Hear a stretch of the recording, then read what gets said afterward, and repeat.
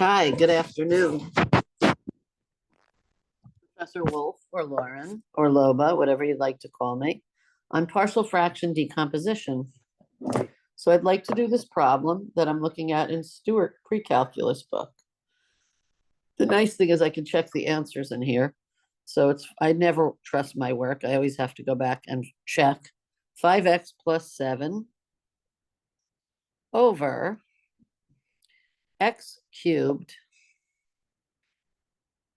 plus 2x squared minus x minus 2. Let me fix that minus 2 a little bit. Okay. So first I want to see if it's, I think I wrote it wrong. That's a plus sign here. First, I want to see if I can factor it. So the best method for factoring something like this in the denominator would be factor by grouping. So first I put one set of parentheses, and then I'm going to put a -1 and another set of parentheses. And I put a -1 because there's two negatives here. There's a negative.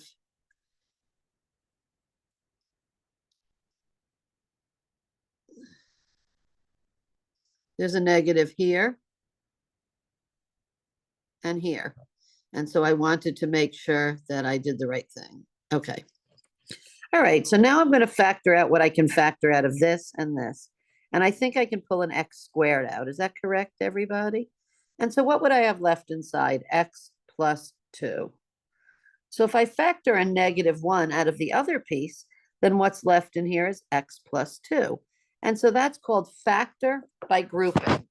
So now if I rewrite that another time, it's going to be x squared minus 1. Or you know what? Let me pull the other thing out first because people understand that better.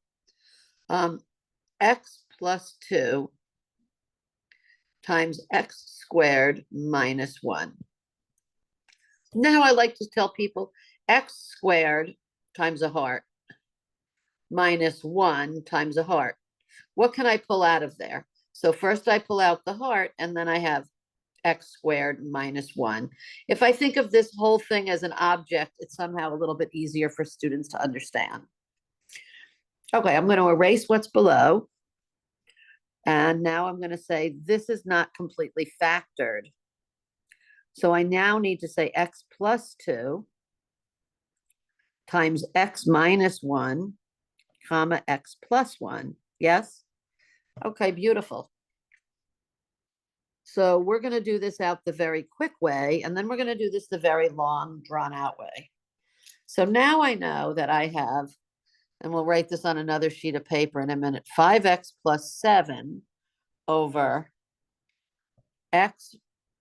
I'll do it the way the book has it, x minus 1, x plus 1, and x plus 2. And I can rewrite it like that. Why?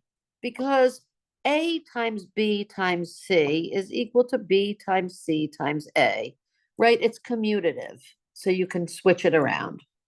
Okay. All right, so now I'm going to erase everything down on the bottom, all the factoring, so we can just focus on this up here. And I'm going to move over the factors so that we can just really focus on this. So the factors are, in the order the book has it, x minus 1, x plus 1, and x plus 2. So now I'm going to erase this to the right, and here's what we're going to do. We're going to write a over x minus 1 plus b over x plus 1 plus c over x plus 2. And we're going to solve for x plus 2. Now, this is important because say I had an integral like this, 5x plus 7 over x minus 1, x plus 1. Here's an applied problem, rather, x plus 2. So once I have it in this nice form, then my integral becomes very easy to understand. Okay. So I'm going to erase the integral, and I'm going to erase that squiggly bracket I just made. And we're going to go on to talk about how to find a, b, and c. So I'm going to do a trick, and it's from Heaviside. Heaviside has this trick, and the trick goes like this. Let a equal, so we take the entire numerator from the original, 5x plus 7, and we take everything in the denominator except what's under a. So x plus 1 times x plus 2. And then we look at what would make the denominator that a is over equal to 0. And looking at that, I see that x equals 1 would make that 0, correct? So now I'm going to put a 1 in for every x, and that's going to give me my answer. So I have 5 times 1 plus 7, and that's over 2 times 3. So now I have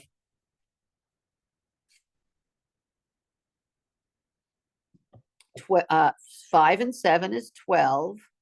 2 times 3 is 6. So I have 2.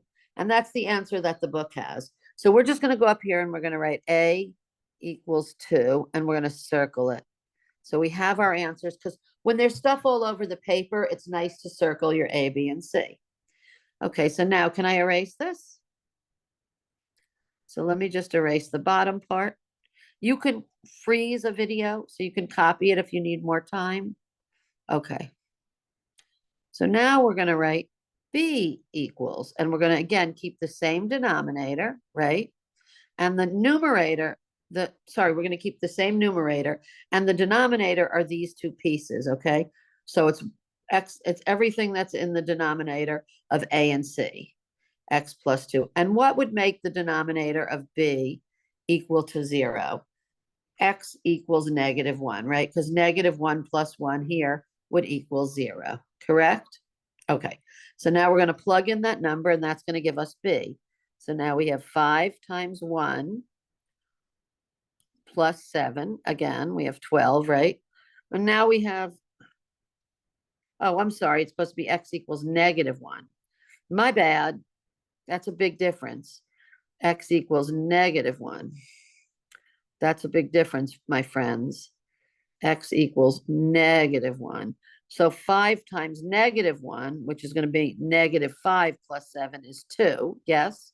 And then in the denominator, -1 minus 1, that's -2, right? A negative, you owe me $1 and you borrowed another $1, now you owe me $2.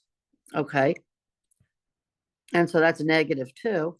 And then we're going to have -1 plus 2, and that's just 1. So now we're going to have 2 over -2, and that equals -1. And checking the book's work that is correct. B equals -1. Okay, so B equals -1. So we're doing the two ways, the trick method and then the long method. So now we're going to look for C. Same idea, everybody.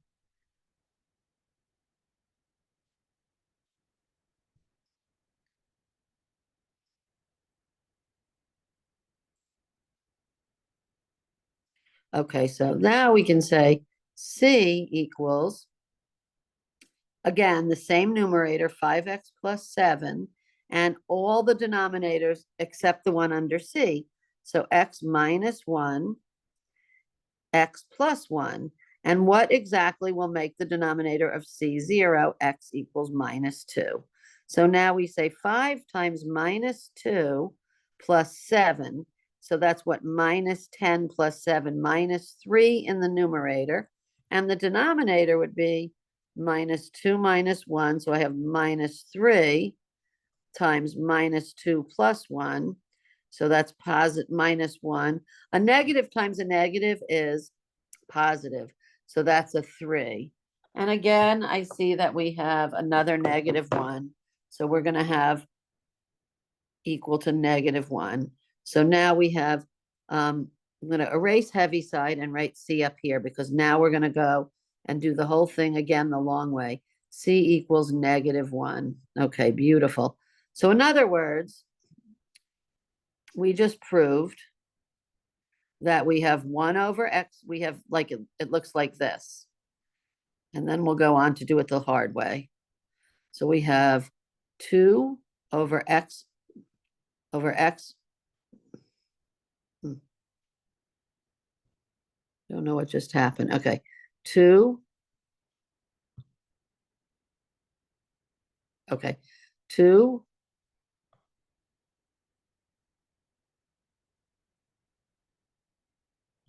Okay, so let's start this again, because I don't know what just happened here. Okay, so now. The whole thing's disappearing, so I'll write it again. And especially because I know the answers. I don't know what's really going on. Okay, all right. So now I have the original 5x plus 7 over, after we factored it, right? We had x minus 1, x plus 1, and x plus 2. And so I'm not sure why it's doing that. Let me get rid of that. Okay, let's try it again. 5, yeah, something is erasing everything that I do. Saved, okay. Okay, 5. Not sure what's going on here. Try again, 5. Yeah, it's not working.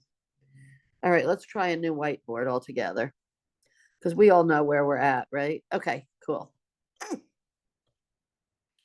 Okay, so we have 5x plus 7 over x plus x minus 1, x plus 1, and x plus 2. And recall, for A, we had 2 over x minus 1. For B, we had minus 1 over x plus 1.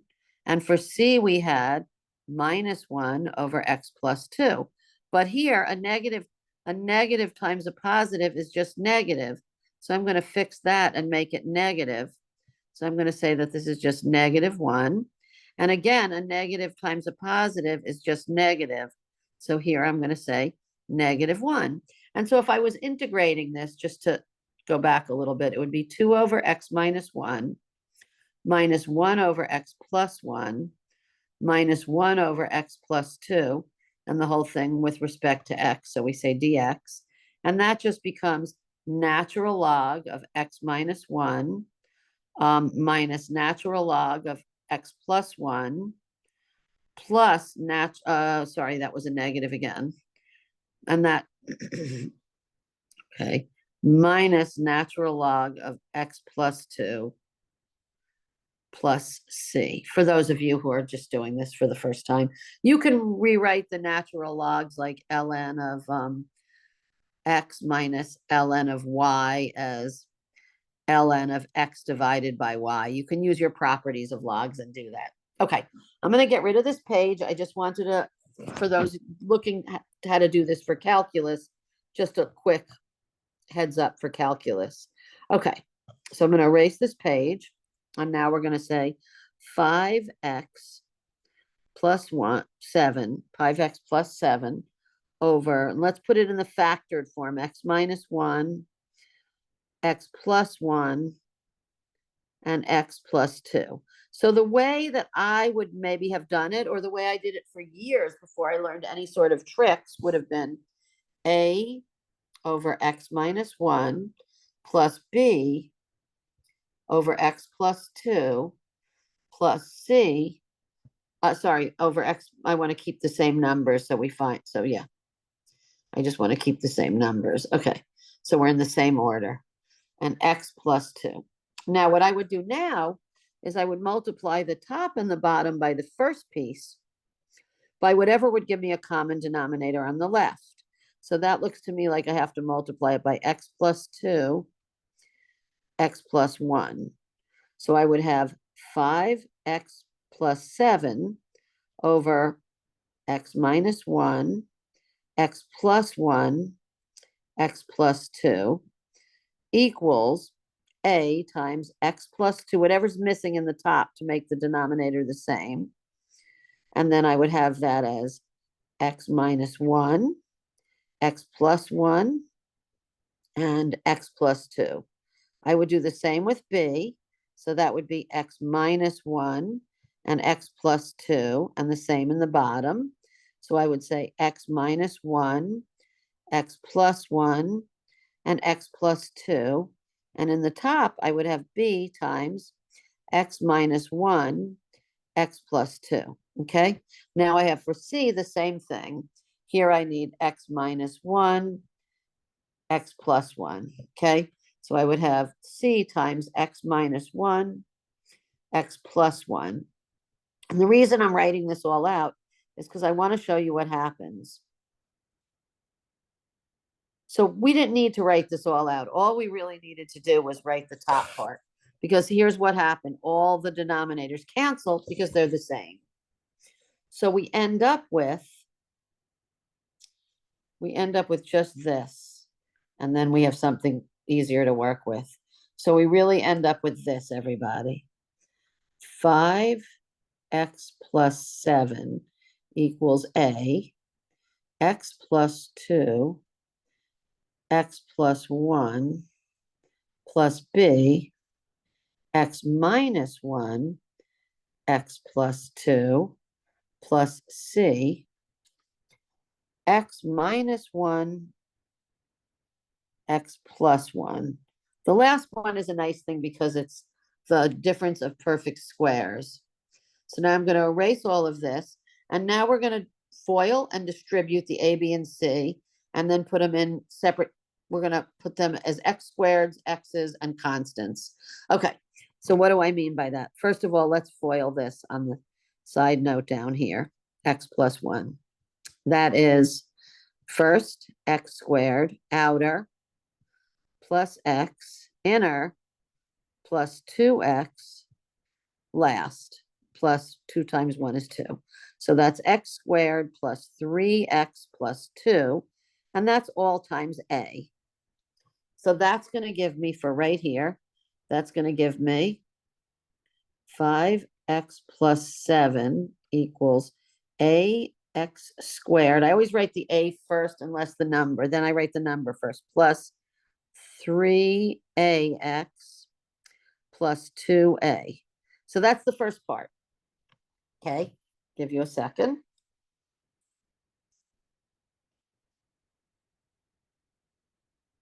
Now we're going to do the B part. So we're going to say x minus 1, x plus 2. And that's what? First, x squared, outer, plus 2x, inner, minus x, last, minus 2. So that's x squared plus x minus 2. And that's all times B. So now I'm going to say plus b x squared plus b x minus 2b. And now we just have the one last thing to go. This is much longer, as you see, but we're going to see that they're going to give us the same answers, or we did something slightly wrong. Okay, now this is an easy one, x minus 1, x plus 1, because this is the factoring from the difference of perfect squares. That is x squared plus x minus x minus 1. The middle terms cancel, and I just have x squared minus 1 times c. So plus c x squared minus c. Okay. Now, right below all this nonsense, we're going to put everything together in the right order. So now I'm going to write 5x plus 7 equals ax squared, get rid of that, plus bx squared plus cx squared. Okay, that's 1. Now I'm going to go, well, we'll do that on the next line. Okay, now I'm going to look at the x's, plus 3ax, 3ax, plus bx, and there's no cx, yes? Okay, now we have the last one, plus 2a minus 2b minus c. Okay, so everything is accounted for. 1, 2, 3, 4, 5, 6, 7, 8. 1, 2, 3, 4, 5, 6, 7, 8. Same amount of terms. Now you go like this. 5x plus 7 equals a plus b plus c x squared plus 3a plus b x. plus 2a minus 2b minus c. And so now what I have is a plus b plus c. And do I see in the numerator an x squared from the original numerator? No, I don't. So what I do is I call that 0. I say that's equal to 0. Now I have 3a plus b equals, ooh, what's the x up here? Since this is x, I take the coefficient in front of the x, so that's equal to 5. Now I say 2a minus 2b minus c equals, what do I have? That's a constant up here, 7. Okay. So now I have 3 equations and 3 unknowns. I'm going to erase all the top because we're going to go up here and do a little work. I'm going to erase all the top. So the first thing I want to do, I think, is take the one that has only 2 unknowns and solve for that. So I think the one that only has the b and the a, I'm going to solve for a. I'm going to solve for b. So I'm going to take this equation, 3a plus b equals 7. And I'm going to say b equals 7 minus 3a. And now in this equation, I'm going to substitute. So I'm going to say a plus, and instead of b, 7 minus 3a plus c equals 0. And now in the next one, I'm going to say 2a plus 2 times 7 minus 3a minus c equals 7. So, okay. So far, so good. And I'm going to clean this one up. And what do I have? What is a minus 3a? So minus 2a, right, for this, minus 2a plus c, and I'm going to bring the 7 over, equals minus 7. Now I'm going to clear this one up. I have 2a. Ooh, we're going to have to do a little bit more work here. So I'm going to just do this, little bit more work here. 2a plus 14 minus 6a minus c equals 7.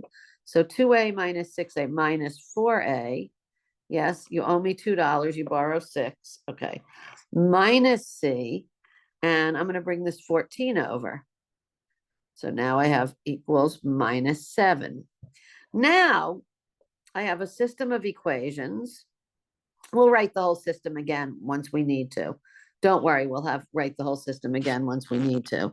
But now I have a system with 2 unknowns, and it looks to me like if I added the 2 equations, that one of the letters would cancel out.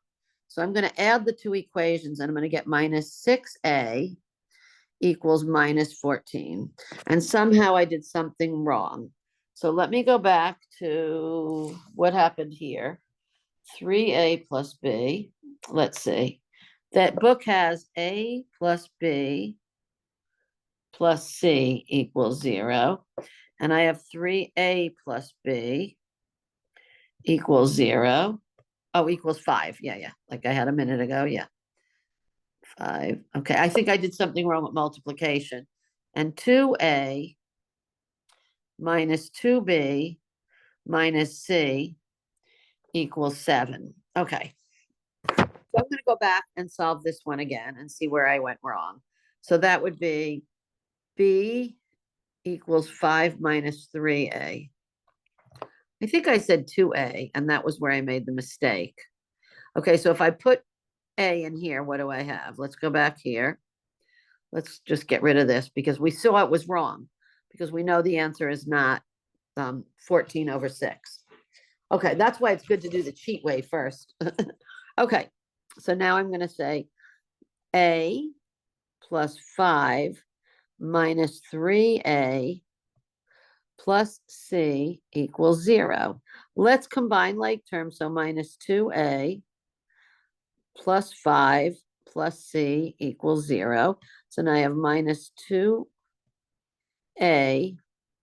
plus c equals minus 5. Okay. And now I'm going to do the same with the bottom one. So 2a minus 2 times 5 minus, oh, I think I didn't distribute the negative. Minus c equals, I see where I went wrong.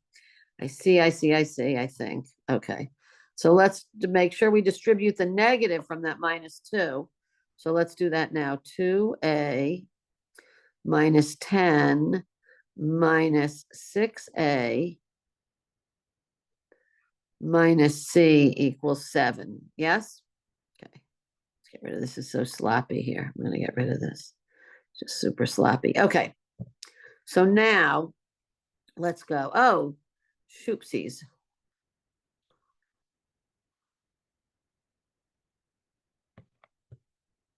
This should be plus. I did it again. That should be plus, right? Okay.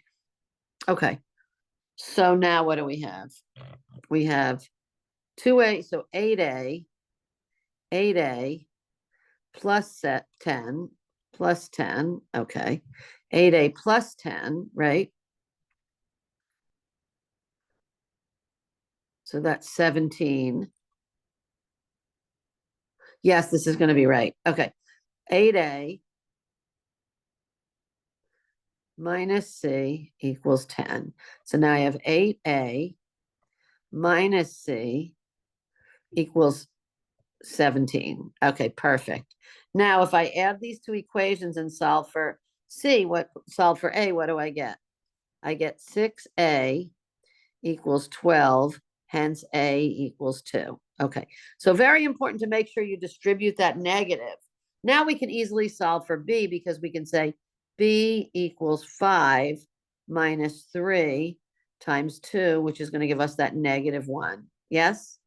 Perfect. So now we have b equals negative 1. And now we can put it back into any of the c's. We can put it back into this one right here.